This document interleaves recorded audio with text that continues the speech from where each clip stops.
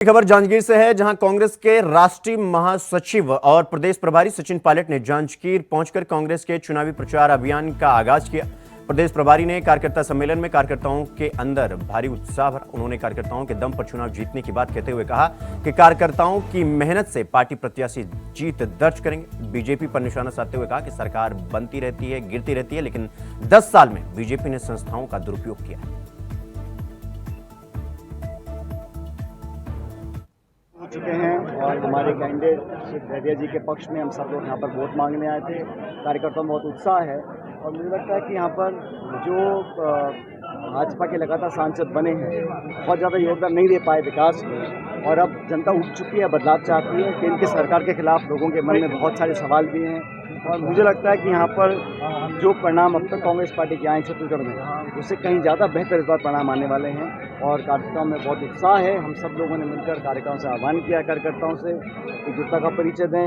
अभी चुनाव में समय है, लेकिन अभी से ही हमारे कार्यकर्ता डोर टू डोर जा रहे हैं, गाँव देहात में संपर्क कर रहे हैं। एक अच्छा सकारात्मक माहौल पूरे प्रदेश में बना हुआ है।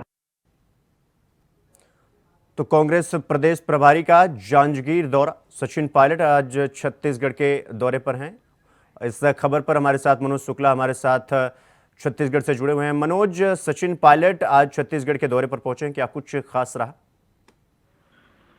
शुभम, आपको बता दें छत्तीसगढ़ के कांग्रेस के प्रभारी सचिन पायलट 2 दिवसीय दौरे पर छत्तीसगढ़ प्रवास पर हैं और उन्होंने जांजगीर चांपा में कार्यकर्ताओं के अंदर चुनाव को लेकर दम भरा है और उनका साफ तौर पर कहना है कि हम कार्यकर्ताओं के भरोसे चुनाव लड़ेंगे। और साथ ही साथ उन्होंने बीजेपी पर भी निशाना साधते हुए कहा कि 10 साल की बीजेपी सरकार ने षड्यंत्र पूर्वक जो है पूरे देश में एक अराजकता का माहौल फैला दिया। ये बहुत बड़ी बात उन्होंने मीडिया से रूबरू होकर कहा।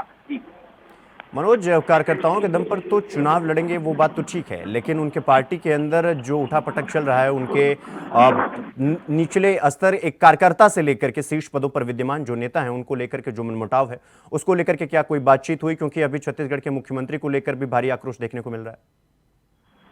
जी शिवम, आपको बता दें कि छत्तीसगढ़ कांग्रेस में इस समय एक भगदड़ सी मची हुई है, जिसको लेकर कि ये सचिन पायलट जी का दौरा अहम माना जा रहा है और साथ ही साथ सामने लोकसभा चुनाव है, जिसको लेकर सचिन पायलट बराबर, और छत्तीसगढ़ के प्रभारी भी हैं सचिन पायलट, कहीं न कहीं उनके ऊपर भी ये आरोप लग सकता है कि कांग्रेस छत्तीसगढ़ में कांग्रेस पार्टी को ठीक ढंग से वो संचालित न कर सके, इसके लिए बराबर वो छत्तीसगढ़ के दौरे पर बने हुए हैं। इसी को लेकर उनका जांजगीर चांपा दौरा था और वहां पर कार्यकर्ताओं में उन्होंने एक उत्साह दम भरा, और लेकिन कहीं न कहीं जो कांग्रेस में बगावत चल रही है और कांग्रेस में एक दूसरे पर आरोप प्रत्यारोप वरिष्ठ नेताओं को लेकर चल रही है, यह लोकसभा चुनाव में निश्चित रूप से कांग्रेस को कुछ हानि होने की संभावना दिख रही है। जी मनोज, कल भी हमने इस पर चर्चा की थी कि जो बाकी के 5 प्रत्याशी अभी छत्तीसगढ़ में कांग्रेस के बचे हुए हैं, क्योंकि बीजेपी ने तो अपने प्रत्याशियों के नामों का ऐलान कर दिया है और चुनावी मैदान में भी उतर गए हैं,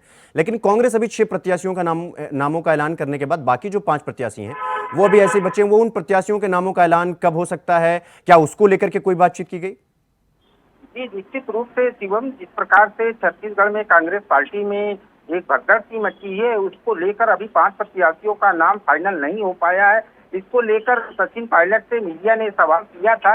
उन्होंने इसको इस तरह से कहा जा सकता है, इसको टालते हुए उन्होंने कहा कि जल्दी आज ही कल में हम लोग बैठकर आपस में चर्चा करके 5 प्रत्याशियों का नाम जल्दी फाइनल कर देने की बात उन्होंने मीडिया से कहा है। और साथ ही साथ आपको बता दें कि पूर्व मुख्यमंत्री भूपेश बघेल को लेकर जो राजनांदगांव से कांग्रेस के प्रत्याशी हैं लोकसभा के, उनके ऊपर जो सबसे महत्वपूर्ण बात ये भी है कि पूर्व मुख्यमंत्री भूपेश छत्तीसगढ़ के ही नेता नहीं है, वो राष्ट्रीय नेता हो चुके हैं कांग्रेस से, और उनको लेकर काफी वाद विवाद यहाँ पर चल रहा है और बराबर जो है बगावत की बात सामने निकल कर आ रही है, जिसके नाते वो 5 प्रत्याशियों का नाम नहीं फाइनल हो सका है।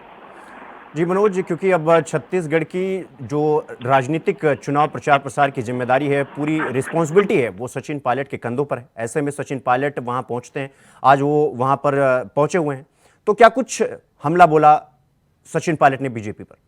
क्या कुछ कहा? जी जी बीजेपी पर उन्होंने साफ तौर पर हमला बोला कि वो संयोजित तरीके से संस्थाओं का गलत दुरुपयोग कर रही है। ये बहुत बड़ी बात सामने निकल कर आई है और उनका साफ तौर पर बीजेपी के ऊपर आरोप लगाना था कि बीजेपी जो षड्यंत्र रचकर जो माहौल बना रही है पूरे देश में, वो देश के लिए बेहतर नहीं होगा। जी जी मनोज, आप हमारे साथ बने रहिएगा, हम फिर आप तक रुक करेंगे।